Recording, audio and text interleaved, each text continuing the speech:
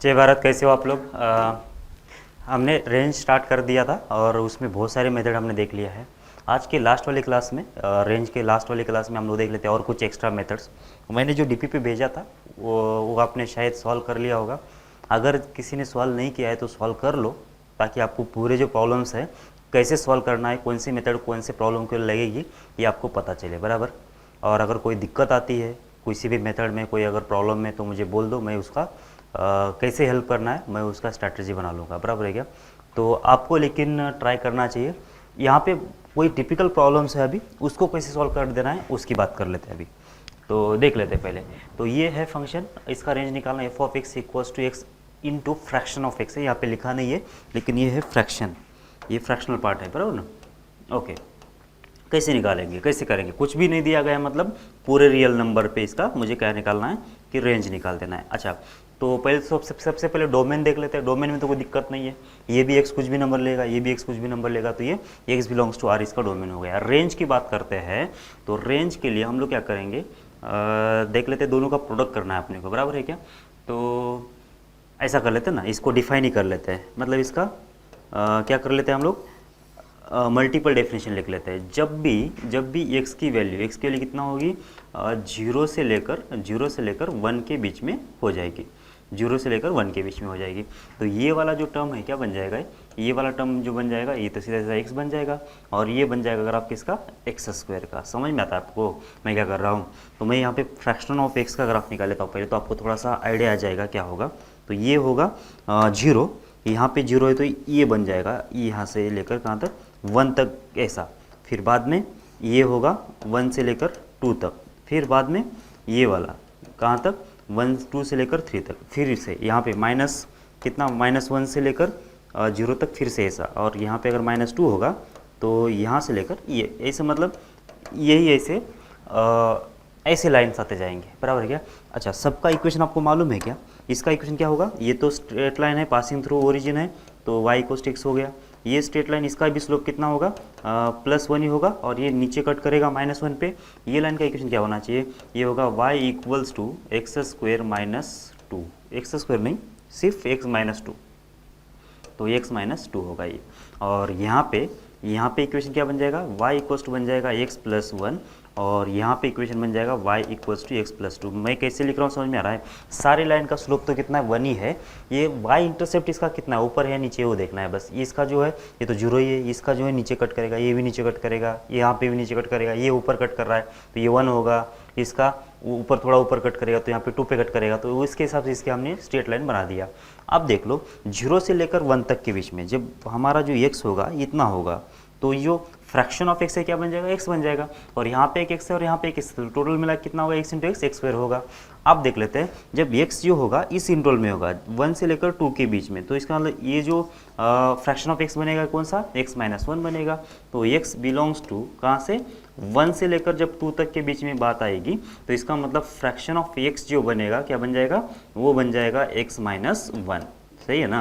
अब जब x की वैल्यू कितना होगी, जब ये 2 से लेकर 3 के बीच में होगी, 2 से लेकर 3 के बीच में, इसका मतलब फ्रैक्शन ऑफ x कितना बनेगा, x इक्वल्स x इंटू हो जाएगा, ये बन जाएगा x माइनस टू, बराबर है ना?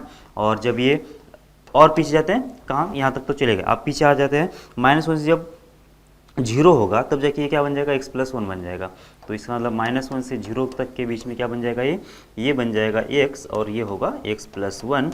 और अगर पीछे आना है तो एक्स बिलोंग्स टू, जब ये माइनस टू से लेकर कहाँ तक हो जाएगा, माइनस वन तक, ये ओपन ये क्लोज, तब जाके यहाँ पे बनना चाहिए x into x plus to. मतलब रफली मुझे इसका क्या मिल गया है कि हर एक इंटरवल में फंक्शन क्या बन सकता है उसका आइडिया आ गया है। अब इसको हम लोग सॉल्व कर लेते हैं और बाद में इसका रेंज देख लेंगे हम लोग। तो ये तो ऊपर वाला तो एक्स स्क्वायर है, तो मैं यहाँ पे इसको बीच में लिख देता हूँ एक्स स्क्वायर, क्योंकि ये इंटरवल कैसा है, ये जीरो से लेकर वन तक के बीच में इसको क्लोज और इसको ओपन। अब दूसरा जो इंटरवल है कौन सा है, इसके बाद है एक्स बिलोंग्स टू वन से लेकर टू, इसको क्लोज और इसको ओपन। तो यहाँ पे क्या बन जाएगा, x square minus x. Okay, या फैक्टर के टर्म में लिखते तो भी चल जाएगा, क्योंकि हमको ये वैसे भी इजी पड़ जाएगा इसको प्लॉट करने में। ओके, इसके बाद और दूसरा ग्राफ दूसरा इंटरवल कौन सा, एक्स की वैल्यू 2 से लेकर 3 के बीच में होगा, ये क्लोज और ये ओपन। तो इस वाले केस में होगा x into x minus to. समझ में आ रहा है आपको क्या किया है? बस दोबारा लिख रहा हूँ, क्यों लिख रहा हूँ पता नहीं, ठीक है ना।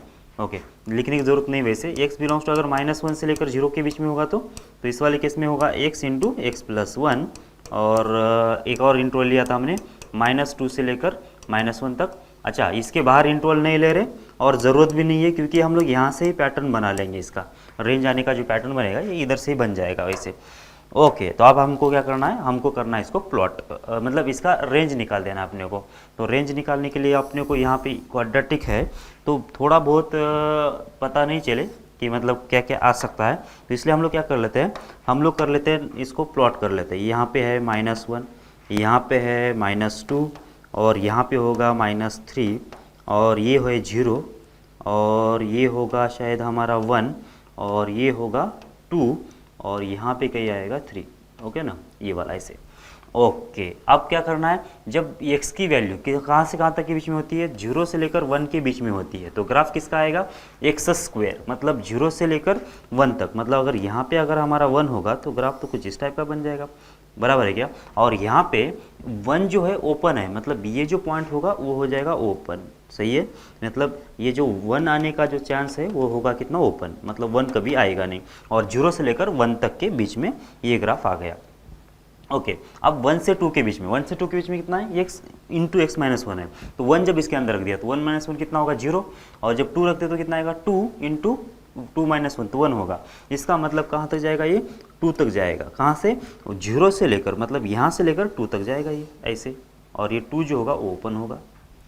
ठीक है, और आगे और आगे, अब ये वाला इसको प्लॉट कर देना है। जब 2 से लेकर 3 के बीच में इसका रूट कितने आएंगे, एक 0 आएगा, एक 2 आएगा, और 2 पे वैल्यू कितना आएगी, इसकी 0 आएगी, 3 पे कितना आएगा, 3 इंटू 3 - 2, तो इसका मतलब कितना आएगा, ये 0 से स्टार्ट होगा और 3 तक चलता जाएगा। ये अगर 3 है इसके करस्पॉन्डिंग वैल्यू, तो ग्राफ तो ऐसा आ जाएगा 3, बराबर है क्या, क्योंकि ये ग्राफ ऐसा इससे कंटिन्यू होकर ऐसा आ जाएगा, ये वाला ग्राफ ऐसा होकर कंटिन्यू ऐसा आ जाएगा। लेकिन आपने वो 1 से लेकर 2 के बीच में देखना था, इसको 2 से लेकर 3 के बीच में देखना था, तो ऐसा बन जाएगा। ओके, मतलब ये 2 पे कितना आएगा वैल्यू इसका, 2 पे वैल्यू आएगा इसका 2, और 3 पे वैल्यू कितना आ जाएगा इसका 3 पे वैल्यू आ जाएगी कितना, 3। ओके, पीछे आ जाते हैं। अब -1 से लेकर 0 के बीच में कितना, x इंटू एक्स प्लस 1 है, मतलब प्लस इसके रूट्स कितने आ गए, एक आ गया 0 और एक आ गया -1, मतलब 0 और -1 से पास करेगा। और 0 पे वैल्यू, -1 पे कितना वैल्यू आ रही है, 0 आ रही है, और 0 पे वैल्यू कितना आ जाएगी, 0 आएगी। मतलब क्या, -1 पे भी 0, -1 पे भी 0, और 0 पे भी 0, ऐसा, -1 पे भी 0 और 0 पे भी 0, कैसा बनेगा वैसे, कुछ गड़बड़ तो नहीं हुआ ना। -1 से लेकर 0 के बीच में x इंटू एक्स प्लस 1, बराबर है क्या ये, x into x plus 1, okay सही तो है। ओके, तो इसका ग्राफ ही बना लेते हैं ना, तो ऐसा कुछ बन जाएगा, बराबर, ऐसा नीचे से बनेगा ना। तो -1/2 रख दो तो कितना आ जाएगा, -1/2 -1/2, तो निगेटिव आएगा, सही है। तो ऐसा बनेगा क्या, इस टाइप का बनेगा लगता है, ठीक है। और इसका जो सबसे मिनिमम वैल्यू कहाँ पे आएगी, सबसे मिनिमम वैल्यू आएगी -1/2 पे, तो -1/2 पे कितना आएगा, ये -1/2 प्लस 1, मतलब हो जाएगा 1, -1/2 मतलब 1/2, तो ये होगा -1/4। तो इसके करस्पॉन्डिंग जो वैल्यू आ जाएगी कितना आ जाएगी, -1/4 आ जाएगी। ओके, कौन सा ओपन है, ये 0 जो है ओपन रहेगा, मतलब यहाँ पे जो वैल्यू है इसके हिसाब से नीचे से ओपन रहेगी, ठीक है। अब आगे देख लेते हैं, -2 से -1 के बीच में, तो ये कितना है, -2 यहाँ पे, -2 यहाँ पे तो 0 हो गया, बराबर, -2 पे तो 0 आएगा, -2 पे तो 0, ओके, -2 पे तो 0 आ गया। और -1 पे कितना आ जाएगा वैसे, -1 प्लस 2, -1 प्लस 2 मतलब हो जाएगा 1, 1 - 1 मतलब -1, तो इसका मतलब ये तो होगा क्लोज। और जो -1 वाला है, -1 अगर यहाँ पे होता है तो ग्राफ जो होगा कुछ इस टाइप का होगा, और ये होगा ओपन, बराबर है। तो देख लो, अब देख लो कैसा होगा, जब दूसरी बार आएगा तो शायद -3 से लेकर -2 तक के बीच में आएगा, फिर ऐसा, मतलब क्या हो रहा है कि शायद सारे वैल्यू कवर होंगे, क्योंकि -1 से लेकर 0 तक यहाँ इस लाइन से कवर हो गया, इस लाइन से कवर हो गया, 0 से लेकर 1 तक इस लाइन से कवर हो गया, 1 से लेकर 2 तक इस लाइन से कवर हो गया, मतलब ये लाइन तो बढ़ते ही जा रहा है ना। शायद इसका रेंज जो होगा, रेंज भी कितना आना चाहिए, ये रेंज भी इसका आ जाएगा y बिलोंग्स टू R ही, क्योंकि अगर मैं इसका एक और इंटरवल ले लूँ, इसका एक और इंटरवल ले लूँ, कौन सा, x बिलोंग्स टू अगर -3 से लेकर -2 तक के बीच में, इसको क्लोज कर लूँ, इसको अगर ओपन कर दूँ, तो ये इंटरवल बन जाएगा x इंटू एक्स प्लस 3 ऐसा। अब इसको जब मैं प्लॉट कर देना है मुझे, तो कितना, जब -3 रख दूंगा तो आंसर तो 0 आ जाएगा, और -2 पे कितना आ रहा है, -2 आ जाएगा। इसका मतलब होगा क्या, -3 से स्टार्ट होगा ग्राफ और -2 तक जाएगा ऐसे। अगर यहाँ पे -2 है तो इसका मतलब ऐसा ग्राफ आ जाएगा। तो कुछ गड़बड़ हो गया, ये कहाँ तक जाएगा, यहाँ तक, मतलब यहाँ यहीं पे -2 आ जाएगा हमारा ऐसे। तो क्या हो रहा है कि यहाँ तक -2 भी कवर हो रहा है, मतलब हर एक जब दूसरा ग्राफ आएगा तो और नीचे जाएगा, तीसरा ग्राफ और नीचे जाएगा, तो -इन्फिनिटी से लेकर +इन्फिनिटी तक सारी वैल्यूज ये कवर करेगा। तो ऐसा कुछ ग्राफ बनना चाहिए। तो आप लोग ट्राई कर लो, ये बहुत ही भद्दा सा ग्राफ बन गया है वैसे, ठीक है ना। तो कितना होगा रेंज इसका, R हो जाना चाहिए। ठीक है, दूसरा देख लेता हूँ, क्वेश्चन कर लेते हैं। f of x equals to √3 - x है प्लस है बॉक्स x। अभी जो बॉक्स x है ना, ये बॉक्स x जो है वो एक फिक्स नंबर है, ऐसा ना। तो -1 से लेकर 2 के बीच में इसका वैल्यू कितना आ सकता है, तो -1 आएगा या फिर 0 आएगा या फिर 2 आएगा, बस इसके बाहर तो कुछ नहीं आएगा। तो इसलिए हम लोग क्या कर लेते हैं, इसकी पहले वैल्यू जो है निकाल लेते हैं। वैल्यू कैसे निकालेंगे देख लो, तो इसको डिवाइड करना पड़ेगा पार्ट्स में। तो x बिलोंग्स टू जब -1 से लेकर 0 के बीच में होगा, ये क्लोज और ये ओपन, तो उस वाले केस में इसका जो आंसर आ जाना चाहिए √3 - x, और ये होगा -1। कोई दिक्कत नहीं किसी को भी, क्योंकि इसका आंसर -1 आएगा इस वाले केस में।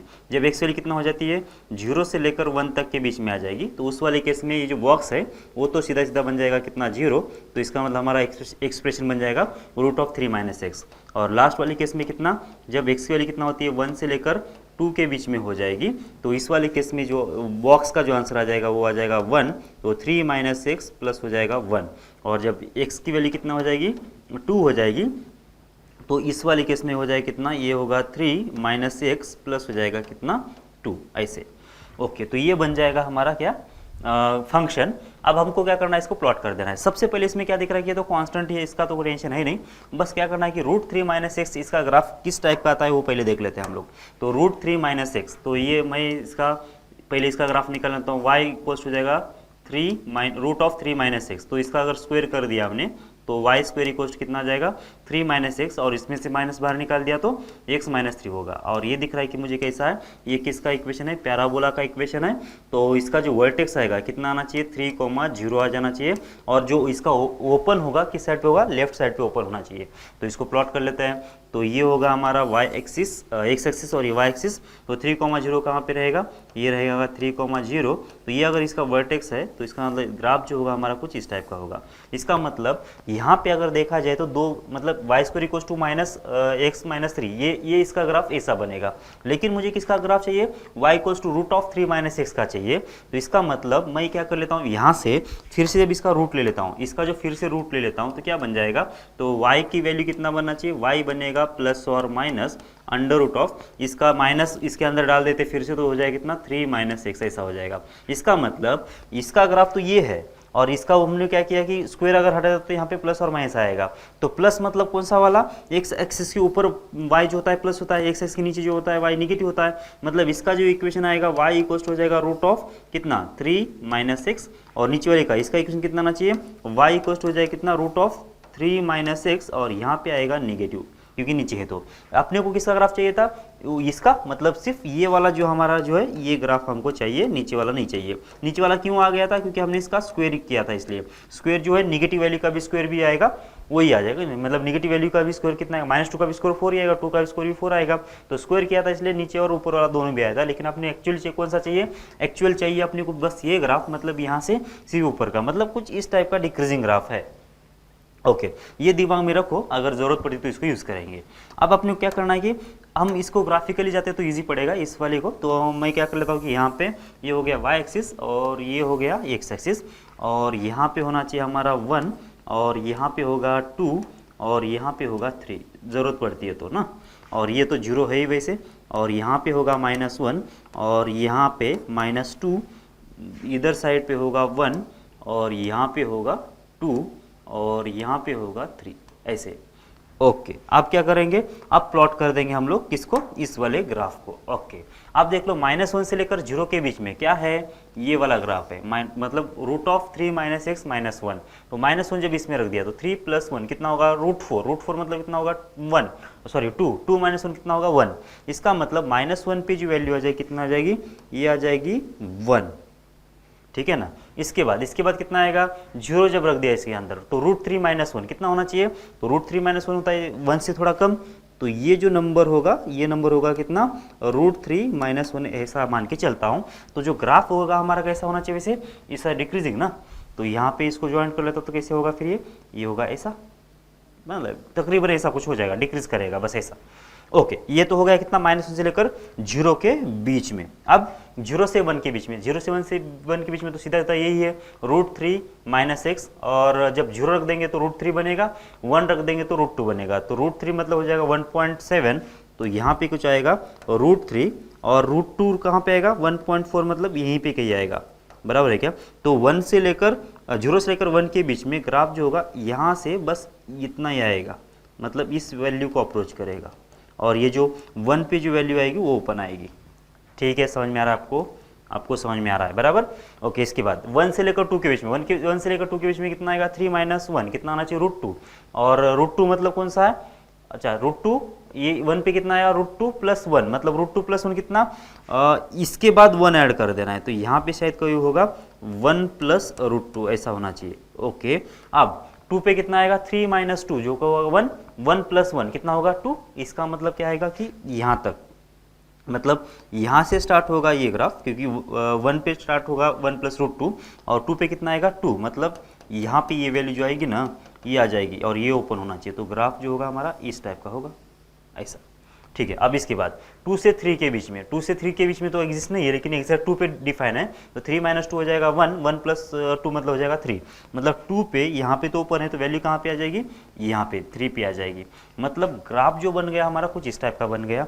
अगर मुझे क्या निकालना है इसका, अगर ये निकाल देना है, क्या बोलते हैं उसको, रेंज अगर निकाल देना है, तो रेंज कैसे निकालेंगे देख लो, ये √3 - 1 से लेकर कितना ग्राफ कवर हो गया, इस वाले केस में इतना ग्राफ कवर हो गया, ये वाला इतना पार्ट कवर हो गया, मतलब कितना, √3 - 1 से लेकर 1 तक, तो √3 - 1 से लेकर हो जाएगा 1 तक, ये होगा ओपन और ये होगा क्लोज, क्योंकि ये पहला वाला ओपन है और ये √1 तो क्लोज हो रहा है। अब यूनियन, अब दूसरा कौन सा कवर हो रहा है, दूसरा कवर हो रहा है यहाँ से √2 से लेकर √3 तक, और √2 जो है यहाँ पे ओपन दिख रहा है मुझे, तो इसका मतलब यहाँ पे √2 से लेकर होगा √3, ये क्लोज होगा √3। इसके बाद देख लो और कौन सा है, और देख लो यहाँ से 2 से स्टार्ट हो रहा है और कहाँ तक जाएगा, 1 + √2 तक, और 2 जो है यहाँ पे ओपन है, इसका मतलब कितना होना चाहिए, यूनियन 2 से लेकर होगा 1 + √2, और ये ओपन होगा और ये होगा क्लोज, और लास्ट में ये जो 3 है वो भी एक कवर हो रहा है, तो यहाँ पे हम लोग यूनियन कर देंगे 3 के साथ, तो ये होगा हमारा फाइनल आंसर। तो यही हमारा क्या होना चाहिए, इसका रेंज हो जाना चाहिए। ठीक है, आगे बढ़ते हैं। कंपोजिट फंक्शन का जो डोमेन है, डोमेन और रेंज कैसे निकालना है हमने ऑलरेडी देख लिया है, फटाफट रिवाइज कर लेते इसको।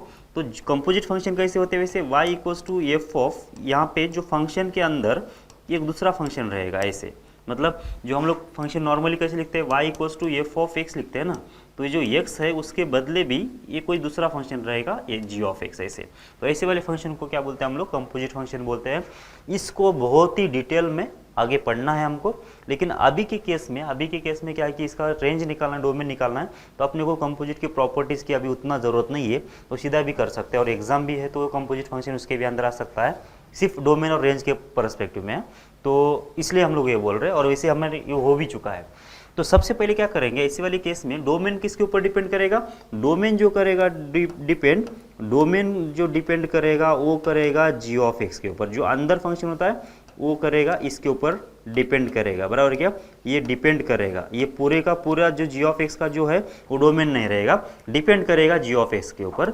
और जो रेंज होगा वो किसके ऊपर डिपेंड करेगा, ये डिपेंड करेगा बाहर वाले फंक्शन के ऊपर, मतलब f(x) के ऊपर। इसका मतलब जो डोमेन होता है, डोमेन ऑफ किसका डोमेन, f(g)(x) का, f(g)(x) का ये होगा सबसेट ऑफ किसका, domain of G of X का, मतलब ज़्यादा से ज़्यादा डोमेन कितना हो सकता है, जी ऑफ एक्स के बराबर हो सकता है या फिर उससे कम हो सकता है, इसके बाहर जाएगा ही नहीं। मतलब जी ऑफ एक्स को जो वैल्यू सेटिस्फाइड नहीं करती वो कभी इसके डोमेन में आती ही नहीं है, बराबर है क्या। ओके, और रेंज, रेंज क्या होगा, रेंज जो होगा इस सबसेट का, मतलब इसका F of G of X का, ये कितना होना चाहिए, ये सबसेट होगा किसका, रेंज ऑफ बाहर वाला फंक्शन। बाहर वाला फंक्शन कौन सा है, बाहर वाला फंक्शन है एफ ऑफ एक्स का, मतलब जो एफ ऑफ एक्स के रेंज के बाहर है वो कभी भी इसका रेंज नहीं बन सकता, इसका कंपोजिशन का कभी भी रेंज नहीं बन सकता। इसका कम बन सकता है, range of F of x से थोड़ा कट सकता है, या फिर डोमेन जो है जी ऑफ एक्स का उससे भी कट सकता है ये F of G of X का, लेकिन इससे बाहर नहीं आएगा डोमेन और इससे बाहर रेंज नहीं आएगा इसका, ये होता है पक्का। तो हम लोग कैसे सॉल्व करेंगे, सॉल्व कैसे करेंगे डोमेन और रेंज के प्रॉब्लम्स को इस कंपोजिशन में। तो पहले तो सबसे पहले करेंगे y equals to F of G of X, सबसे स्टार्ट कर लेंगे ये अंदर वाले फंक्शन से, ये अंदर वाले फंक्शन से पहले F of G of X कितनी वैल्यू ले सकता है वो पहले डिसाइड कर लेते हैं। ये इसका जो है इसका डोमेन निकालेंगे, मतलब जी ऑफ एक्स का जो भी वैल्यू ले सकता है पॉसिबल वैल्यू वो निकाल देंगे। इसके बाद क्या करेंगे, ये निकालने के बाद जो जी ऑफ एक्स है, अब जी ऑफ एक्स क्या कर रहा है, ये जो जी ऑफ एक्स है ये एफ ऑफ एक्स का क्या होगा, इसका जो रेंज होगा, जी ऑफ एक्स का जो रेंज होगा, अब ये जो रेंज है जी ऑफ एक्स का वो क्या बन जाएगा, एफ ऑफ एक्स का डोमेन बन जाएगा। समझ में आता है क्या आपको, क्योंकि ये जो इसको एफ ऑफ एक्स को वैल्यू कौन सी आएगी, वैल्यू कौन सी आएगी, जब जी ऑफ एक्स से वैल्यू हम लोग रखेंगे एक्स के लिए, जब ये जी ऑफ एक्स को दे देंगे, जी ऑफ एक्स कुछ वैल्यू कैलकुलेट करेगा, जो कैलकुलेटेड वैल्यू है वो किसको जाएगी, आप एफ ऑफ एक्स को जाएगी ना। इसका मतलब जी ऑफ एक्स का जो रेंज बनेगा वो एफ ऑफ एक्स के लिए क्या बन जाएगा, अभी डोमेन का काम करेगा, बराबर है क्या। इसका मतलब ये होना चाहिए कि ये जो इसका रेंज है, ये जो रेंज बनेगा किसका, ये जो जी ऑफ एक्स का जो रेंज बनेगा, जो रेंज बनेगा, ये जो रेंज होगा इसी का क्या होना चाहिए, ये जो होगा ये होना चाहिए सबसेट ऑफ किसका, एफ ऑफ एक्स का डोमेन, ये डोमेन ऑफ कितना, इसका जो डोमेन होना चाहिए क्या होना चाहिए, ये एफ ऑफ एक्स का रेंज हो सकता है या फिर उससे कम हो सकता है, बराबर क्या, इसके बाहर तो होगा ही नहीं। फिर अब जो एफ ऑफ एक्स का जो डोमेन है वो क्या हो सकता है, इस रेंज का, जी ऑफ एक्स के रेंज का उल्टा लिखा है, कैसा लिखा है देख लो एक बार, क्या हो सकता है, एफ ऑफ एक्स का, सो मान लेता हूँ इसका माइनस रियल नंबर इसका रेंज है और ये होगा, सही है, तो ये बराबर है, क्योंकि अगर इसका रियल नंबर है एफ ऑफ एक्स के बदले साइन इनवर्स ऑफ एक्स रख देंगे तो एक साइन इनवर्स ऑफ एक्स कितना ले लेगा, -1 से +1 तक के बीच में ले लेगा ना, मतलब जी ऑफ एक्स का कुछ ही पार्ट ले लेगा ना। मतलब क्या होगा, जो डोमेन होगा एफ ऑफ एक्स का वो क्या होगा, रेंज होगा, रेंज का जो होगा सबसेट होना चाहिए जी ऑफ एक्स का। तो इसका मतलब क्या करेंगे, इससे कुछ पार्ट हट सकता है, इससे पार्ट कुछ हट सकता है, क्योंकि अगर एफ ऑफ एक्स अगर ये पूरा रेंज नहीं ले रहा है, पूरा जो है इसका अगर डोमेन नहीं होगा तो हमको क्या करना पड़ेगा, इसके हिसाब से इसको रिस्ट्रिक्ट करना पड़ेगा। जब इसको रिस्ट्रिक्शन लगा दिया तो क्या होगा कि इस डोमेन के ऊपर भी रिस्ट्रिक्शन लगेंगे, बराबर है क्या। मान लेता हूँ कि रेंज कितना आ रहा है जी ऑफ एक्स का, ऑल रियल नंबर्स आ रहा है, और बाहर वाला फंक्शन कौन सा है, साइन इनवर्स है। अब साइन इनवर्स जो है ऑल रियल नंबर तो लेगा नहीं, सिर्फ -1 से +1 तक ले लेगा। इसका मतलब रेंज मुझे क्या चाहिए, जी ऑफ एक्स का -1 से +1 तक के बीच में चाहिए। इसका मतलब जी ऑफ एक्स का आंसर -1 से +1 तक आने के लिए यहाँ पे मुझे इसको कौन से वैल्यू प्रोवाइड करना पड़ेगा वो मुझे निकालना पड़ेगा, और वो हो जाएगा ये F of G of X का डोमेन, बराबर है क्या। और जब -1 से +1 तक की वैल्यू जी ऑफ एक्स दे देगा तो ये बाहर दे देंगे, तो एफ ऑफ एक्स कितनी वैल्यू निकालेगा इसका, ये हो जाएगा, यहाँ से मुझे मिल जाएगा range F of G of X का, बराबर है क्या। यहाँ से मिलेगा मुझे F of G of X का रेंज। समझ में आ रहा नहीं आ रहा, देख लो ये वाला, ठीक है। अब कुछ प्रॉब्लम कर लेते तो आपको बहुत समझ में आएगा।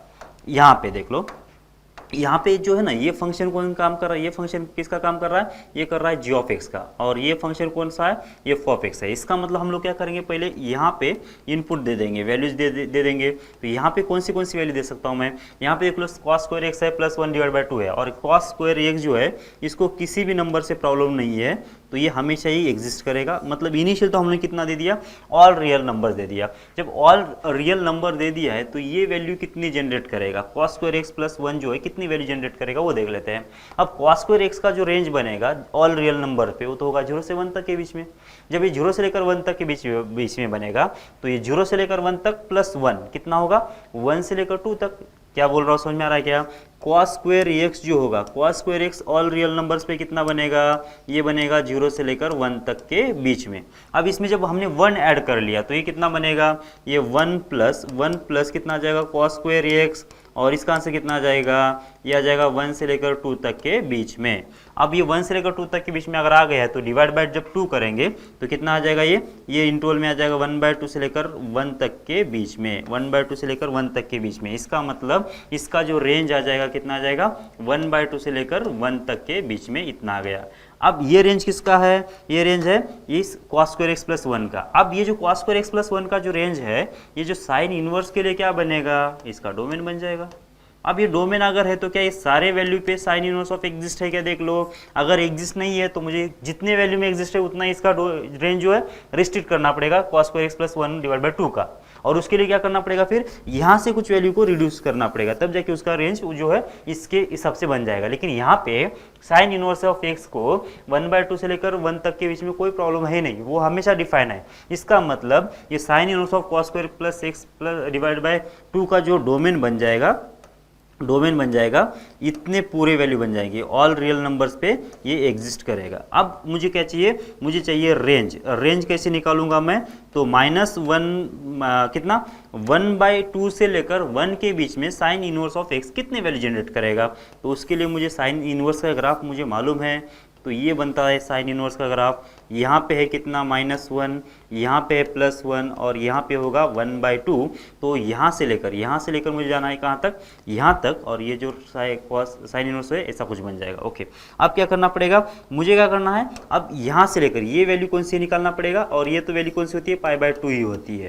अब ये 1/2 से लेकर अगर 1 तक हमारा रेंज क्या है, इसका डोमेन है, तो उसके बीच में कितनी वैल्यू जनरेट करेगा, ये इतनी वैल्यू जो है जनरेट करेगा, बराबर है क्या। इसका मतलब अपर लिमिट कौन सा है इसका रेंज का, ये तो π/2 है। अब लोअर लिमिट निकालना पड़ेगा, मतलब ये वैल्यू कौन सी होगी, साइन इनवर्स ऑफ 1/2 कितना होगा, साइन इनवर्स ऑफ 1/2 होता है π/6, बराबर है क्या, क्योंकि साइन π/2 पे कितना, साइन π/6 पे कितना आ जाता है, वैल्यू जो आती है 1/2 आती है, मतलब ये हो जाना चाहिए π/6।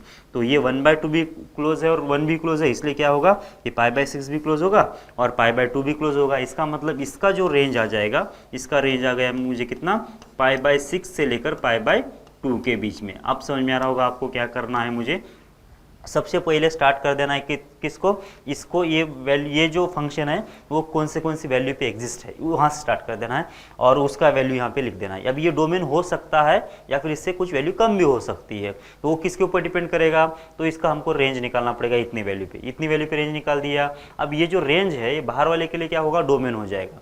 तो इस बाहर वाले को कोई दिक्कत है क्या, देख लो इतनी वैल्यू में, अगर कुछ वैल्यू में दिक्कत है तो मुझे क्या करना पड़ेगा, इसको जो वैल्यू में दिक्कत है उसको हटाना पड़ेगा। इसमें से कुछ वैल्यू हटा रहे मतलब यहाँ से भी कुछ वैल्यू को हटाना पड़ेगा। तो जो ये वैल्यू हटाने के बाद जो बनेगा ना, वो क्या बन जाएगा, इस पूरे फंक्शन का डोमेन बन जाएगा। फिर ये वैल्यू हटाने के बाद ये पूरा सेट ले लो जो कि ये इसको चाहिए उतना, तो फिर इसके बाद ये वैल्यू इसको बाहर वाले को दे दो, ये वैल्यू बाहर वाले को देने के बाद इसकी जो वैल्यू जनरेट होगा ये होगा हमारे पूरे फंक्शन का रेंज, ये होगा रेंज और ये होगा इसका डोमेन। ठीक है, तो कितना आ गया फिर रेंज इधर लिख देता हूँ मैं, π/6 से लेकर π/2, ये होगा इसका रेंज। तो ये भी क्लोज और ये भी क्लोज। आगे बढ़ते हैं। ओके, फिर से वही है साइन इनवर्स, ये पहले आप लोग ट्राई कर लो, फिर अभी जैसे मैंने किया वैसे, और जैसे आपका हो जाता सॉल्यूशन और ये वीडियो स्टार्ट करो, आप देख लो, मतलब वीडियो पॉज करके पहले आप लोग इसको ट्राई कर लो ऐसा। तो साइन इनवर्स ऑफ कितना हो जाएगा, मैं सॉल्व कर रहा हूँ, देख लो। मैं अभी क्या कर लेता हूँ, मैंने बार बार बोला है कि जब भी ये नीचे और ऊपर की डिग्री सेम होती है तब हमेशा क्या कर लेना है, आपको डिवाइड कर लेना है। तो डिवाइड कैसे करेंगे, तो इसमें +1 कर दिया और -1 कर दिया, तो ये होगा 1 - 1/x² + 1।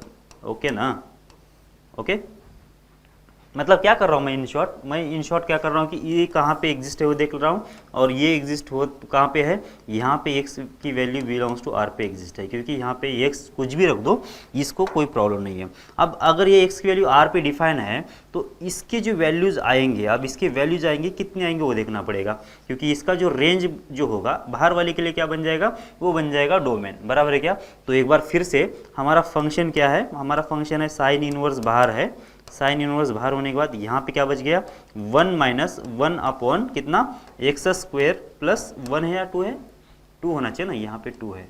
ओके, तो यहाँ पे कितना होगा, ये होगा 2, ये बराबर किया है क्या, एक बार देख लो तो गलती नहीं हो, ये 1 + 1, ओके 2 होगा, सही है। ओके, अब क्या करेंगे, अब इसका जो डोमेन दिख रहा है मुझे, कितना दिख रहा है, अभी मतलब रफली कितना कि इसमें x की वैल्यू कुछ भी रख दो, इसमें तो अभी तो कोई दिक्कत नहीं इस वाले एक्सप्रेशन को, लेकिन जब इसका रेंज निकालेंगे तो साइन इनवर्स के डोमेन को सेटिस्फाइड करना चाहिए, वो बात अलग है, वो निकाल लेते हैं। अब इसका इस वाली चीज़ का कितना आएगा, रेंज क्या आएगा वो आप निकाल लेते हैं। सबसे पहले x² + 2 का जो वैल्यू है ना, ये हमेशा कितना आएगा, ग्रेटर देन और इक्वल टू 2 आएगा। कोई दिक्कत है किसी को? x² से भी जा सकते थे, लेकिन x² की वैल्यू ग्रेटर देन और इक्वल 0 करेंगे, +2 करेंगे तो यही बनेगा ना।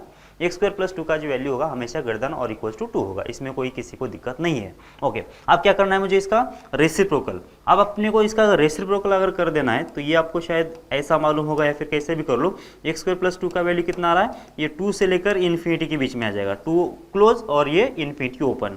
जब इसका रेसिप्रोकल करेंगे 1/x² + 2 जब करेंगे तो क्या बन जाएगा, ये बन जाएगा 0 से लेकर 1/2 तक। किसी को कोई दिक्कत नहीं आना चाहिए।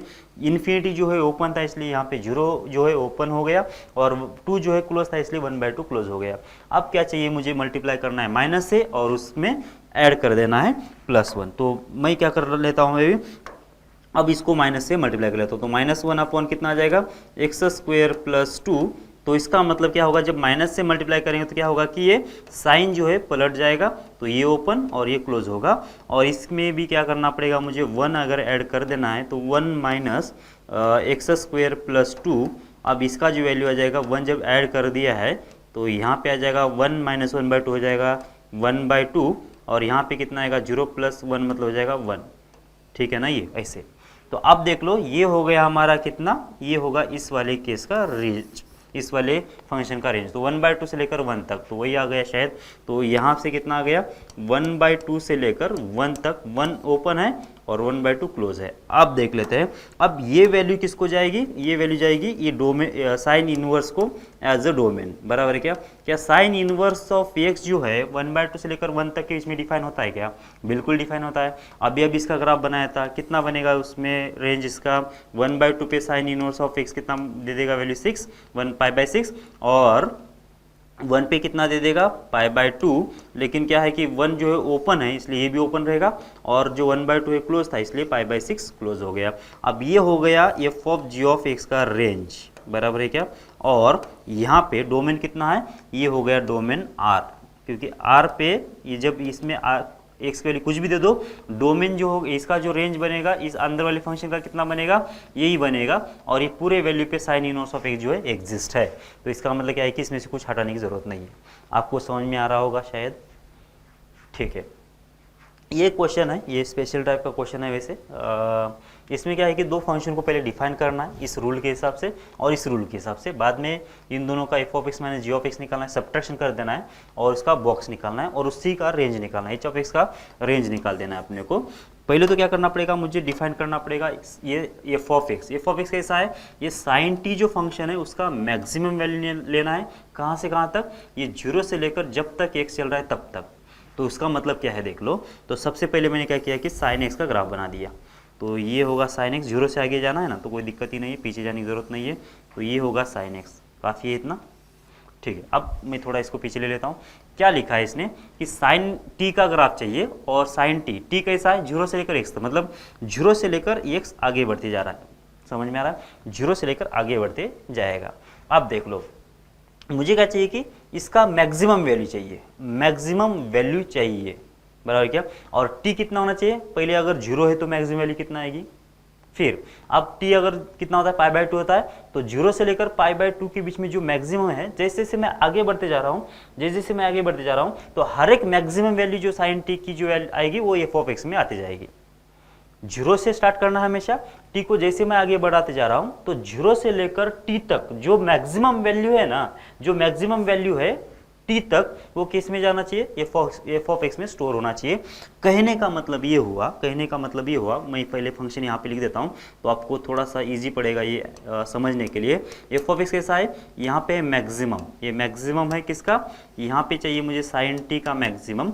कब तक चाहिए मुझे, तो हमेशा 0 से स्टार्ट कर देना है। 0 से मुझे चेक करना है कि t तक जो मैक्सिमम वैल्यू है वो मुझे क्या करना है कि ये f(x) में स्टोर कर देना है। तो आप देख लेते हैं कितना आएगा।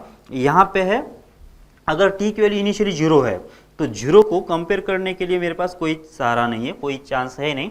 तो जीरो पे जो वैल्यू है वही अभी मेरे लिए क्या है कि मैक्सिमम है, कोई क्योंकि मेरे पास कुछ हिस्ट्री है ही नहीं। तो जीरो पे जब मैं खड़ा रहूँगा तो मैं देखूंगा कि क्या मेरे पीछे कोई मैक्सिमम है, क्या कोई मैक्सिमम नहीं है, मतलब मैं ही मैक्सिमम हूँ। बराबर है क्या? ओके, मतलब जीरो की तो बात खत्म हो गई। अब इसके बाद जाऊंगा मैं जीरो पॉइंट कहाँ पे, यहाँ पे अगर आया तो यहाँ पे वैल्यू कितनी है, ये वैल्यू है, तो मतलब थोड़ा सा ऊपर आ गई, जीरो पॉइंट समथिंग आ गई। अब जीरो पॉइंट समथिंग में और जीरो में कौन बड़ा है मैं देख लूंगा, क्योंकि मेरे पास अभी हिस्ट्री है, एक जीरो की वैल्यू है और एक 0.1 की वैल्यू है, तो दोनों में से कौन सी मैक्सिमम वैल्यू है, तो 0.1 की मैक्सिमम वैल्यू है। तो इसका मतलब इस वाली जगह पे यही मेरा क्या होगा, मैक्सिमम होगा। सिमिलरली मैं 0.2 पे जब जाऊंगा तो ये 0 पॉइंट थोड़ा सा इसके ऊपर वैल्यू आ रही है, मतलब ये हमेशा क्या हो रहा है कि हर एक वैल्यू जो है बढ़ती जा रही है। तो हर एक जगह पे मतलब जैसे जैसे मैं टी को आगे बढ़ा जाऊंगा तो कोई ना कोई मुझे बड़ी वैल्यू मिल रही है, कोई ना कोई बड़ी वैल्यू मिल रही है, प्रीवियस वैल्यू से कोई ना कोई बड़ी वैल्यू मिल रही है। इसका मतलब क्या होना चाहिए कि हर एक वैल्यू जो बड़ी वैल्यू आ रही है वही उस वाले केस में मैक्सिमम होती जाना चाहिए। ठीक है, ऐसा कब तक चलेगा, जब तक ये π/2 नहीं आता है तब तक। जब π/2 आएगा उस वाले केस में क्या मिल गया मुझे, ये मिल गया 1, बराबर है क्या? ओके, 1 मिल गया। अब जैसे मैं π/2 को क्रॉस करूंगा तो वैल्यू कितना आ जाएगी, ये 1 से थोड़ा कम आ जाएगी, यहाँ पे वैल्यू आ जाएगी 1 से लेकर थोड़ा कम आ जाएगी। अब 1 से लेकर कम मतलब मैं कहाँ पे हूँ, अभी ये टी की वैल्यू कितना ले लिया मैंने, π/2 प्लस ले लिया, कुछ तो भी π/2 से आगे गया, तो इसका मतलब साइन π/2 प्लस की वैल्यू कितना आ जाएगा, 0 पॉइंट समथिंग। अब 0 पॉइंट समथिंग से पहले, मतलब इस पॉइंट से पहले उससे कोई मैक्सिमम वैल्यू आ चुकी है क्या, उससे कोई मैक्सिमम, उससे भी कोई बड़ी वैल्यू आ चुकी है क्या, π/2 पे 1 वैल्यू आ चुकी है। इसका मतलब ये वैल्यू में और ये वैल्यू में कौन सी वैल्यू बड़ी है, तो ऊपर वाली बड़ी है, तो इसका मतलब π/2 प्लस पे वैल्यू कौन सी आना चाहिए, वो आ जाना चाहिए 1। फिर से इस वाली जगह पे, अब यहाँ पे वैल्यू कौन सी है, यहाँ पे भी आ रही है 1 से कम, मतलब √3/2 ऐसा कुछ आ रही है। अब ये √3/2 से यहाँ तक, मतलब ये π/3 की बात कर रहा हूँ मैं, तो π/3 पे वैल्यू कितना आ रही है, √3/2 आ रही है। अब रूट मतलब ये टी की वैल्यू कितना है इस वाले केस में, √π/3 है। अब जीरो से लेकर π/3 के बीच में, जीरो से लेकर π/3 के बीच में कोई π/3 से बड़ी वैल्यू आ चुकी है क्या, हाँ बिल्कुल, π/2 पे कितना आ रही है, 1 आ चुकी है। इसका मतलब क्या होना चाहिए कि यहाँ पे π/3 पे वैल्यू जो मैक्सिमम है वही आना चाहिए। मतलब ये कहाँ से ऐसा कहाँ तक चलेगा, ये जो पूरे वैल्यूज है, ये पूरे जो वैल्यूज है, ये सारे वैल्यूज के लिए कितना आना चाहिए, 1 ही मैक्सिमम आना चाहिए। समझ में आता है आप लोगों को, यहाँ से कहाँ तक, ये पूरे वैल्यूज के लिए कितना आएगा, यहाँ से यहाँ तक, ठीक है ना, यहाँ से ये इस वाले पॉइंट तक, यहाँ से इस वाले पॉइंट तक हमेशा क्या आएगा कि यही वैल्यू क्या होगी, मैक्सिमम होगी। समझ में आता है आपको?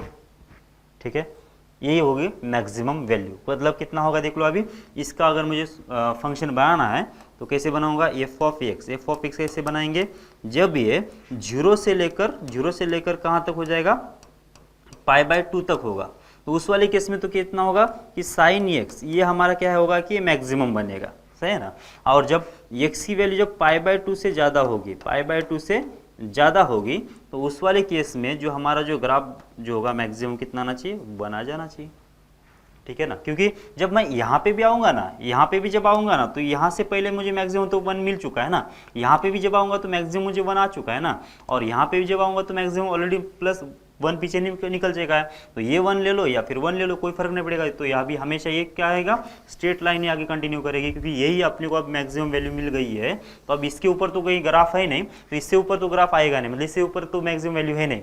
बस यहाँ तक इतनी वैल्यू पे मुझे दिक्कत है कि यहाँ पे मुझे कोई मैक्सिमम वैल्यू नहीं मिल चुकी थी, और हमेशा आगे आगे जा रहा हूँ मैं, तो क्या हो रहा है कि मुझे मैक्सिमम वैल्यू मिलती जा रही थी। तो इसका मतलब कितना हो गया कि 0 से लेकर π/2 तक मुझे मिलेगा sin x मैक्सिमम, और x से लेकर गर्दन अगर π/2 होता तो मिल जाएगा मुझे 1 जो है मैक्सिमम मिलेगा।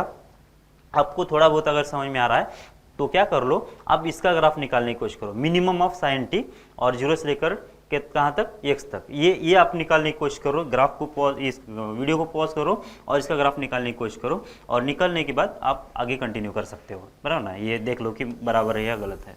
ठीक है, इसके बाद मैं किसका निकालूंगा ग्राफ, अब ये मिनिमम ऑफ sin t का, और वही है t की वैल्यू कितना है, 0 से आगे जाना है। तो फिर से 0 से आगे जाना है, तो मैं पीछे तो जाऊंगा नहीं, तो ये ग्राफ होगा sin x का, काफ़ी है इतना। ठीक है, क्योंकि यहाँ से तो रिपीट ही करने वाला है, तो जो यहाँ पे सीन रहेगा वही आगे रहेगा। ओके, अब क्या करना है मुझे, अब मुझे क्या करना है कि ये वाला ग्राफ किसका, मिनिमम ऑफ sin t 0 से लेकर x के बीच में। तो जब मैं यहाँ पे खड़ा हूँ 0 पे, तो 0 पे जो मिनिमम वैल्यू है, पीछे कोई मिनिमम वैल्यू मिल चुकी है क्या, पीछे तो कोई हिस्ट्री है नहीं मेरे पास, क्योंकि मुझे 0 से स्टार्ट करना था, तो मैं यहीं पे इसी का वैल्यू मिनिमम मान के चलता हूँ। अब इसके बाद जब मैं इसके ऊपर गया, यहाँ पे गया, तो ये वैल्यू मिनिमम है या फिर इसके नीचे वाली वैल्यू मिनिमम है? तो बिल्कुल इसके नीचे वाली वैल्यू जो है वो मिनिमम है, तो इसका मतलब ये वैल्यू जो है नीचे आके यहाँ पे आ जाएगी, क्योंकि ये मिनिमम है ना। इसके बाद यहाँ पे जब मैं रुका हूँ तो ये वैल्यू और इसके प्रीवियस वैल्यू कौन सा मिनिमम लग रहा है मुझे, सबसे छोटा कौन सा लग रहा है? इससे पहले मुझे जीरो आ चुका है ना, जीरो तो इससे छोटा ही है ना, इसका मतलब क्या होना चाहिए, ये वाला जो ग्राफ है वो ये वाला जो वैल्यू है वो यहाँ आ जाना चाहिए। सेम इसके लिए भी जीरो ही मिनिमम है, इसके लिए भी जीरो ही मिनिमम रहेगा, इसके लिए जीरो ही मिनिमम रहेगा, इसके लिए भी जीरो। मतलब क्या होगा, यहाँ से यहाँ तक के लिए इतने वैल्यूज के लिए क्या होगा कि ये इतने वैल्यूज के लिए ये तो जीरो से ज़्यादा है और मिनिमम जो है मुझे जीरो पे ही मिल चुका है, तो ये वैल्यू जो है इसका मिनिमम पार्ट जो होगा जीरो ही होगा। सही है। अब इसके बाद जब मैं यहाँ पे रुकूंगा तो यहाँ पे जब आया, क्योंकि जब मैं आगे ट्रैवल कर रहा हूँ, क्योंकि टी कितना है, जीरो से मुझे आगे जाना है, जब मैं यहाँ पे आ जाऊँगा तो ये वैल्यू और जीरो कौन सा छोटा है?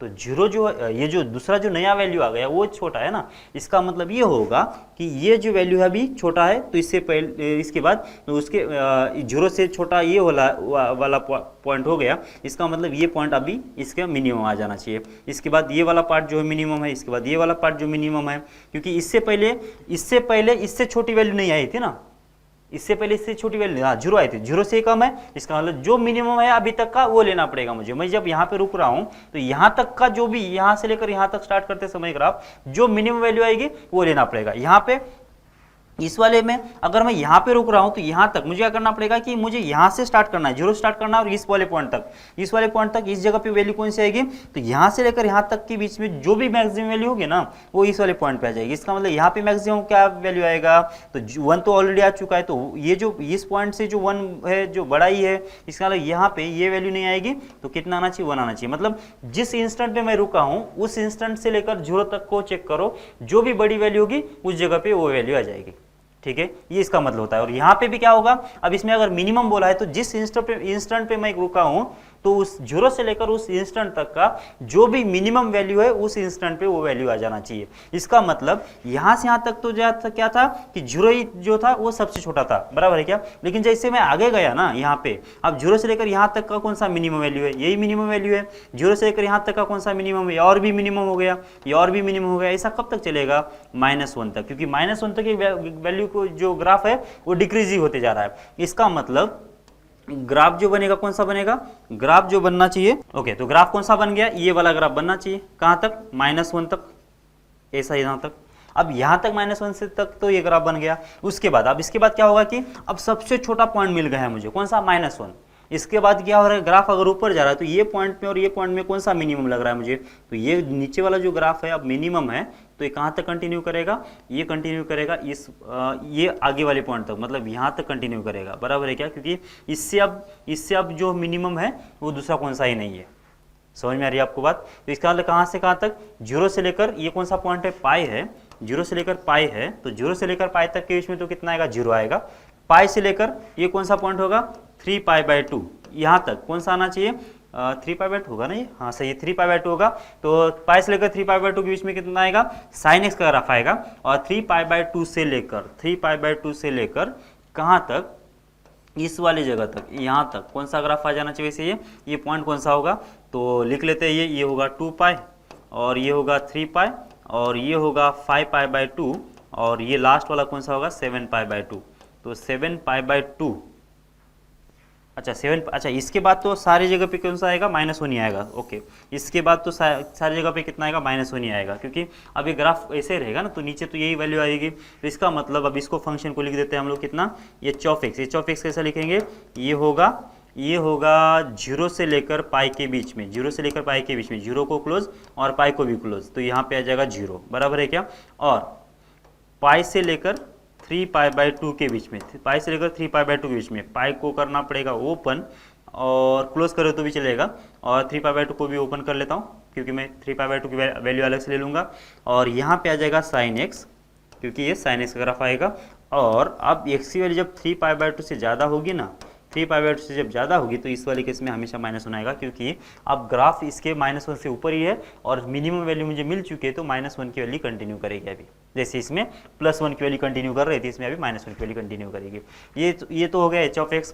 अभी हमको मिल गया था f of x, F of X कितना था वैसे, ये था एक्स की वैल्यू कितना 0 से लेकर पाई बाय 2 के केस में, पाई बाय 2 के केस में ये भी क्लोज ये भी क्लोज, तो इस वाले केस में आ रहा था साइन एक्स, और जब एक्स की वैल्यू कितना होगी पाई बाय 2 से ज़्यादा होगी तो उस वाले केस में आ रहा था 1, बस ऐसा ही था। तो मुझे क्या करना है कि F of X minus G of X कर देना है, तो F of X minus G of X कर देना है, बाद में इसका हम लोग बॉक्स लगा देंगे, पहले इन दोनों का माइनस कर लेते हैं। तो एफ ऑफ एक्स माइनस कितना जी ऑफ एक्स कितना करना पड़ेगा यहाँ पे इंटरवल में, जब ये जब कितना वैल्यू होगा 0 से लेकर एक्स के लिए कितना होगी 0 से स्टार्ट करेंगे और पाई बाय 2 के बीच में, पाई बाय 2 के बीच में कौन सा आना चाहिए, देखो यहाँ पे साइन एक्स है, यहाँ पे 0 है, तो F of X minus G of X कर देना है, तो साइन एक्स माइनस 0 कितना आ जाएगा, सीधा सीधा साइन एक्स आ जाएगा, ठीक है ना। ओके, अब यहाँ तक इसके बाद पाई बाय 2 से लेकर पाई के बीच में ये एक्स की वैल्यू कितना हो जाएगी, पाई बाय 2 से लेकर पाई के बीच में कितना होना चाहिए देख लो ये, तो जो एफ ऑफ एक्स है कितना 1 है, और पाई बाय 2 से लेकर पाई के बीच में ये जो ये जी ऑफ एक्स है कितना है 0 है, इसका मतलब इसका आंसर कितना आ जाएगा 1 आ जाएगा। अब इसके बाद एक्स बिलोंग्स कितना आ जाएगा पाई, पाई से आगे जाना है मुझे, पाई से जब आगे जाऊंगा तो कहाँ तक 3 पाई बाय 2 तक, 3 पाई बाय 2 तक, क्योंकि पाई बाय 2 के आगे तो इसका तो आंसर 1 ही आएगा, ऊपर से देखना पड़ेगा, तो 3 पाई बाय 2 तक। यहाँ पे क्लोज करो या ओपन करो कोई फर्क नहीं पड़ेगा, क्योंकि यहाँ पे वैल्यू जो है ऊपर से भी ले सकता हूँ या फिर नीचे भी से ले सकता हूँ, यहाँ पे मैंने ऊपर से ले लिया ना, तो यहाँ पे मैंने इसको क्लोज कर दी, ओपन कर दिया, तो कितना आएगा देख लो ये पाई से लेकर 3 पाई बाय 2 के बीच में इसका तो आंसर कितना है 1 है, इसका तो आंसर 1 है। अब ये आंसर इसका और इसका कितना आएगा पाई से आगे कौन सा है, ये साइन एक्स है, इसका मतलब कितना आएगा 1 माइनस हो जाएगा साइन एक्स, ठीक है। और इसके बाद एक्स की वैल्यू जब कितना होगी, एक्स की वैल्यू जब 3 पाई बाय 2 से ज़्यादा होगी तब जाके कितना होगा, इसका होगा 1, इसका होगा 1 और इसका होगा -1, तो ये कितना आना चाहिए, ये आ जाएगा 2। ओके, अब इसका मुझे चाहिए बॉक्स, सीधी सी बात है, इसका बॉक्स चाहिए, तो मैं कैसे निकालूंगा बॉक्स, तो जब इसका बॉक्स चाहिए मुझे तो ये होगा साइन एक्स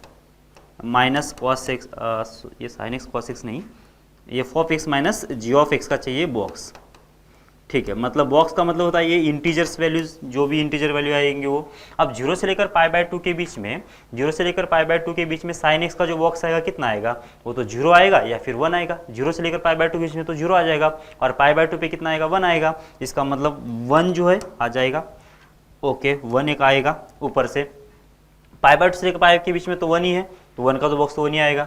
अब पाई से लेकर 3 पाई बाय 2 के बीच में, पाई से लेकर 3 पाई बाय 2 के बीच में जो साइन एक्स का ग्राफ होगा वो कैसा होगा देख लो पहले, ये हो साइन एक्स, ये 0 होगा, ये पाई होगा और ये होगा 3 पाई बाय 2, मतलब कितना होगा ये हो जाएगा 0 से लेकर कहाँ तक -1 तक, ये ग्राफ होगा इसका 0 से लेकर -1 तक।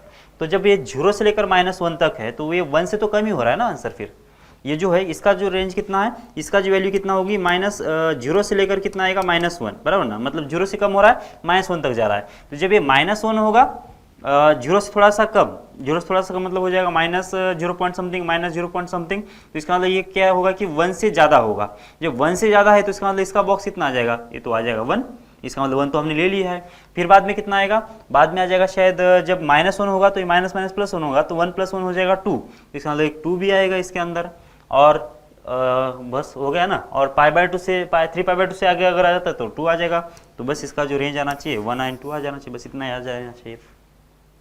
कुछ गड़बड़ हो गया क्या देख लो, आपको आइडिया आया होगा तो आप सॉल्व कर लो इसको, बराबर है क्या। तो ये मिनिमम का मतलब समझ में आना चाहिए, मिनिमम का मतलब हम लोग जिस इंस्टेंट पे रुक रहे वहाँ से लेकर जहाँ से स्टार्ट किया था इंटरवल 0 स्टार्ट किया था, तो 0 से लेकर जिस इंस्टेंट पे थे वहाँ तक का मुझे चाहिए मैक्सिमम वैल्यू इस वाले केस में, और इस वाले केस में चाहिए था मिनिमम वैल्यू। तो दोनों ग्राफ बना लो, दोनों का सब्ट्रैक्शन करना है तो इंटरवल्स को कॉमन कर लो और इसी इंटरवल में इसका सब्ट्रैक्शन कर लो। तो सब्ट्रैक्शन करने के बाद बस उसका बॉक्स लगाना है, बॉक्स मतलब इसमें इंटीजर्स वैल्यू क्या आएंगी वो देखना है, ठीक है। तो देख लेते हैं अगली वाली क्लास में। अच्छा, एक मेथड एक बाकी है तो वो भी मैं बोल दूँ तो आपको कंप्लीट हो जाएगा। तो डेरिवेटिव से यूज़ करके भी हम लोग क्या कर सकते हैं, इसका ये बना सकते हैं, मतलब रेंज बना सकते हैं। तो जैसे पहले वाले केस में क्या करेंगे, x³ + x + 1 है तो इसका डेरिवेटिव निकाल देंगे, तो एफ डैश ऑफ एक्स कितना हो जाएगा वैसे, ये हो जाएगा 3 टाइम्स हो जाएगा x² प्लस हो जाएगा कितना 1।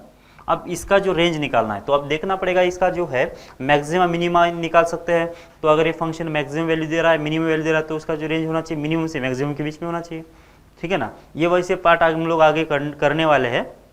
अभी फिलहाल के लिए जो है ना डेरिवेटिव कैसे निकालते हैं इसका देख लेते हैं, ये तो हम लोग डिटेल में पढ़ने वाले हैं क्योंकि कैलकुलस में यही सब आएगा। अभी फिलहाल के लिए थोड़ा सा शॉर्ट में देख लेते हैं।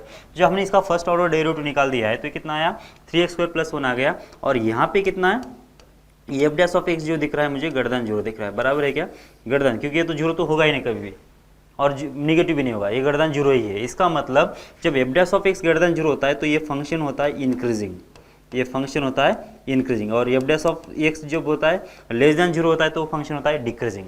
अब इंक्रीजिंग का मतलब क्या हो गया, इंक्रीजिंग का ग्राफ तो में कुछ भी आ सकता है, हमको लेना देना है नहीं है, ये इंक्रीजिंग फंक्शन है। इसका मतलब क्या होगा कि कहीं पे भी ये क्या ऊपर नीचे नहीं होगा, मतलब ऐसा वेव टाइप नहीं होगा। इसका मतलब कितना आएगा कि ये ग्राफ कैसा है इंक्रीजिंग है। इंक्रीजिंग में रेंज कैसे आएगा, सबसे माइनस सबसे छोटे नंबर पे सबसे छोटा नंबर आएगा, सबसे बड़े नंबर पे सबसे बड़ा नंबर आएगा। इसका मतलब इसका अगर रेंज निकालना है इस वाले इंटरवल में और ये फंक्शन अगर इंक्रीजिंग है तो सबसे छोटा नंबर कौन सा है इसके अंदर -∞, सबसे बड़ा नंबर कौन सा है +∞। तो -∞ वैल्यू निकालो कितना आ रहा है -∞ का क्यूब -∞ आएगा, मतलब -∞ तक वैल्यू जाएगा इसमें, और +∞ का क्यूब कितना आएगा +∞। इसका मतलब इसका जो रेंज आएगा -∞ से +∞, मतलब कितना आना चाहिए ऑल रियल नंबर्स आ जाना चाहिए, ठीक है।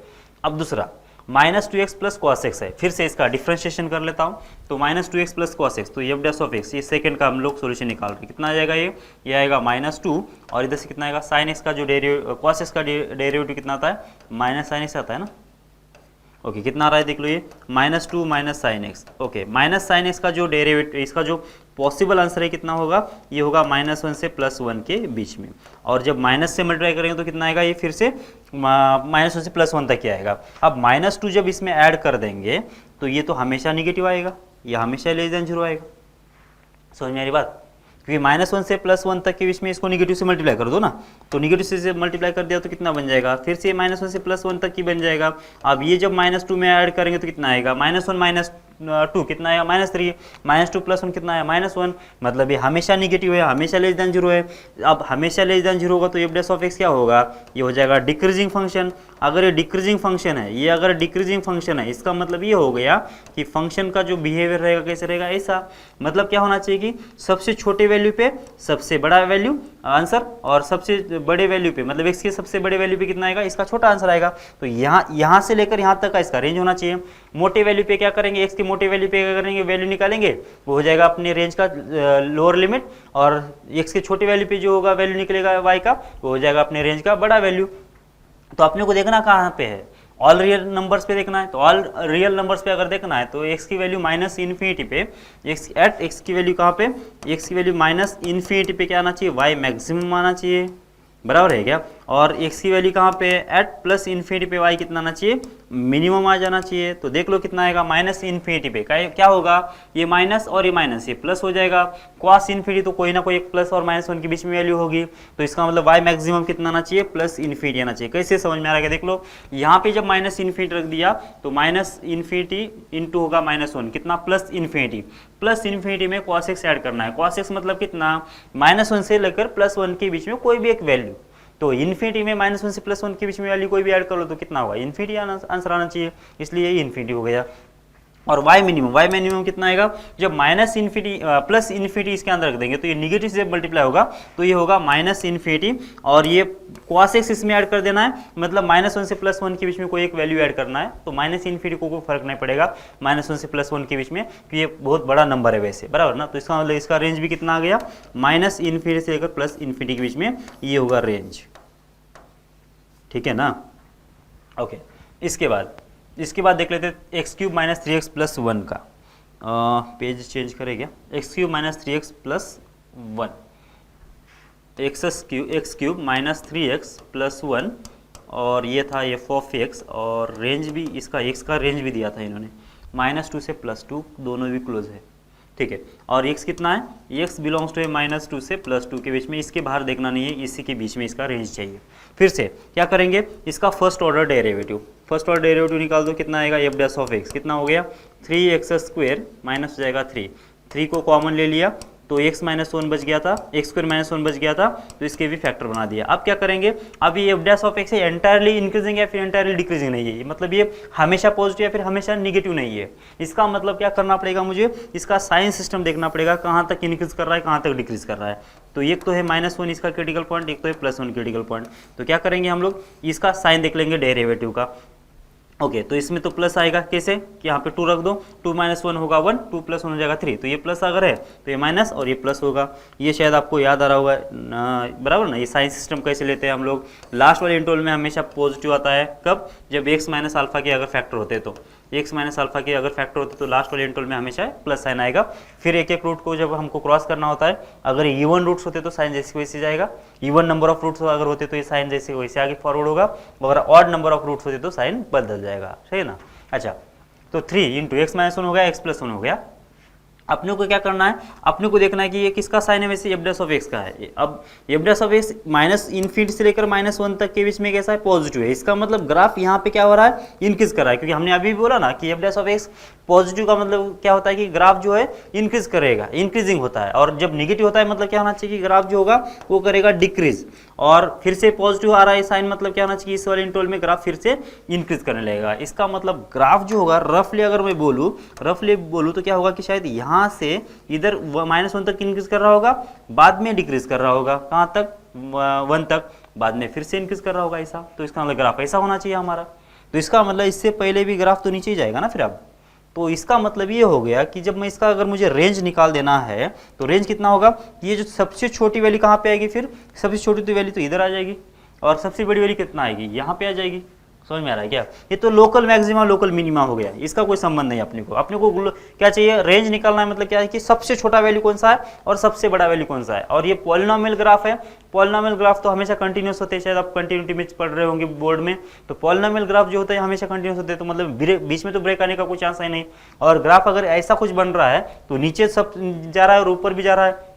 इसका मतलब ये होगा कि मुझे कहाँ पे, इसका ये अगर रेंज नहीं दिया होता ना, तो रेंज ये अगर नहीं दिया जाता तो इसका जो रेंज आ जाता कितना आ जाता, ये आ जाता आर, मतलब ऑल रियल नंबर्स। इसके अलावा ये अगर नहीं दिया जाता तो इसका जो रेंज आ जाता कितना आ जाता, ऑल रियल नंबर्स, क्योंकि ये -इन्फिनिटी पे -इन्फिनिटी वैल्यू दे देगा, +इन्फिनिटी पे +इन्फिनिटी वैल्यू दे देगा।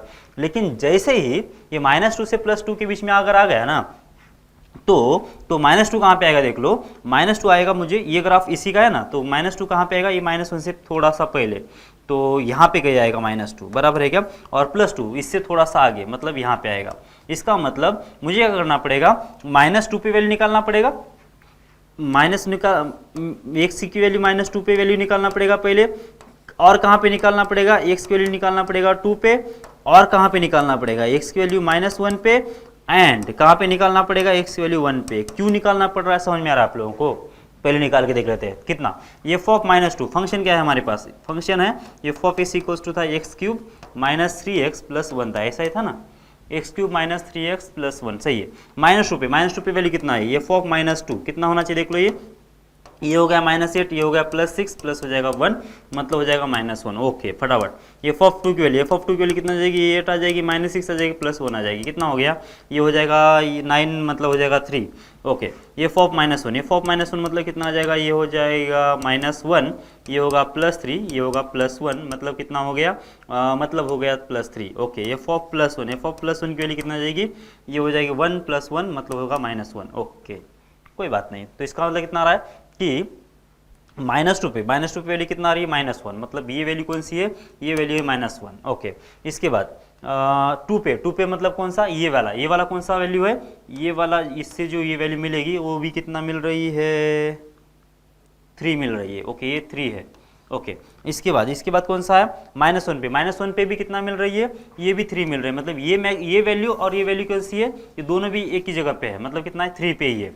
और -2 पे और 1 पे, मतलब ये दोनों जो वैल्यू है, ये दोनों कैसे हैं, ये दोनों भी कितना है, -2 है। इसका मतलब हमारा जो रेंज होना चाहिए, इनके बीच के वैल्यूज होना चाहिए सारे, क्योंकि इतने वैल्यू जो है हमारी कवर हो रहा है ना, ग्राफ जो होगा हमारा इतना कवर हो रहा है। अगर हमारा ग्राफ अगर इतना कवर हो रहा है तो इसका मतलब इसके बीच के जो वैल्यूज है हमारा रेंज होना चाहिए। तो ये वैल्यू कौन सी है, ये तो -1 है, ये वैल्यू कौन सी है, ये तो +3 है। -1 से लेकर +3 ये हमारा क्या होना चाहिए, रेंज होना चाहिए। इस वाले इंटरवल में जो रेंज बनेगा -1 से लेकर +3 तक, मतलब ए बी क्लोज और ए बी क्लोज। क्या समझ में आ रहा है आप लोगों को। मुझे क्या करना पड़ेगा, पहले तो ग्राफ ऐसा बन रहा था। अगर ऑल रियल नंबर्स पे देखना है, तो -∞ से +∞ के बीच में रेंज हो रहा था। लेकिन यहाँ पे उन्होंने इंटरवल दिया था -2 से लेकर +2 के बीच में। तो मुझे क्या करना पड़ेगा, तो -2 पे वैल्यू निकालना पड़ेगा और +2 पे वैल्यू निकालना पड़ेगा। क्यों? क्योंकि ये वैल्यू अगर इसके नीचे होता तो ये ग्राफ तो इधर स्टार्ट हो जाता, फिर इसका इसका मिनिमम वैल्यू ये हो जाता। -2 पे कितना आ गया वैल्यू इसका? -1 आ गया, ओके। -1 पे कितना आ गया? +3 आ गया, ओके। और +1 पे कितना आ गया? -1 आ गया। और +2 पे कितना आ गया? +3 आ गया। मतलब मैक्सिमम वैल्यू कितना मिल रही है मुझे? 3 मिल रही है। और मिनिमम कितना मिल रही है? -1। -1 से तो नीचे आ रहा नहीं है, तो -1 से लेकर +3 तक ये हमारा रेंज होना चाहिए। ओके ओके, ये इसको भी देख लेते हैं फटाफट। e raise to X minus E raise to minus X, तो ये ऑफ एक्स कितना होना चाहिए? e raise to X minus E raise to minus X. फटाफट इसका भी निकाल लेते हैं हम लोग। कितना डेरिवेटिव कितना होगा? एफ डैश ऑफ एक्स कितना हो गया? e raise to x plus हो जाएगा e raise to minus x. और e रेस टू एक्स और e raise to minus x दोनों भी कैसे है?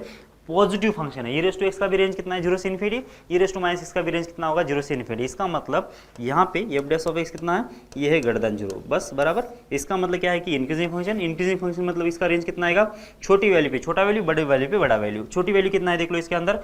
छोटा वैल्यू जो है, छोटा वैल्यू देख लो कितना है? -1 से लेकर 2 तक है। -1 से लेकर 2 तक का मतलब कितना आएगा? -1 पे इसका आएगा लोअर लिमिट, एफ ऑफ -1 पे आएगा छोटा वैल्यू, एफ ऑफ 2 पे आएगा बड़ा वैल्यू। ओके, एफ ऑफ -1 कितना आएगा वैसे? ये आ जाना चाहिए ई का पावर -1, ये होगा माइनस ई का पावर 1, मतलब इतना आएगा। ये आएगा -1 पे वैल्यू। और 2 पे कितना आएगा? ई स्क्वायर माइनस हो जाएगा ई का पावर -2, तो ये होगा इसका रेंज, बराबर। एक और क्वेश्चन बाकी है, ये आप लोग सॉल्व कर लो। कौन सा? x minus 2 times sine x, 0 से लेकर पाई के बीच में, ठीक है। तो रेंज वाली प्रॉब्लम जो है अभी हम लोग ब्रेक दे देते हैं, बीच में भी हम लोग रेंज के प्रॉब्लम करेंगे। जैसे जैसे हम लोग आगे फंक्शंस के टाइप्स पढ़ते जाएंगे तो उस फंक्शन के टाइप के हिसाब से ये रेंज की प्रॉब्लम अभी भी देखेंगे, डोमेन भी देखेंगे। इस पूरे चैप्टर में अपने को पूरा फंक्शन के बारे में पढ़ना है, रही उसके रेंज के बारे में, उसके ग्राफ के बारे में, उसके बिहेवियर के बारे में, उसके प्रॉपर्टीज़ के बारे में पढ़ना है। तो ये वाला पार्ट अगर आपको अच्छे से समझ में आता है, रेंज और डोमेन निकालना, तो पूरा जो चैप्टर है आपको बहुत ईजी समझ में आएगा। ग्राफ भी बहुत ईजीली समझ में आएगा। लेकिन अगर आपको रेंज ही नहीं पता चल रहा है, डोमेन भी पता नहीं चल रहा है, तो ग्राफ में थोड़ा सा दिक्कत आ सकती है कि कहाँ पे डिफाइन ही नहीं है, मालूम नहीं चल रहा है कि कहाँ पे डिफाइन होगा, कहाँ पे डिफाइन नहीं है, तो ग्राफ हम लोग थोड़ा सा मतलब मुश्किल जाएगा निकालने में। तो जितने भी प्रॉब्लम्स है डोमेन और रेंज के पहले सॉल्व कर लो। कोई दिक्कत है तो मुझे बोल दो, मैं उसको फिर से दोबारा ले लेता हूँ या फिर आपको ही बोल दूंगा, ठीक है ना।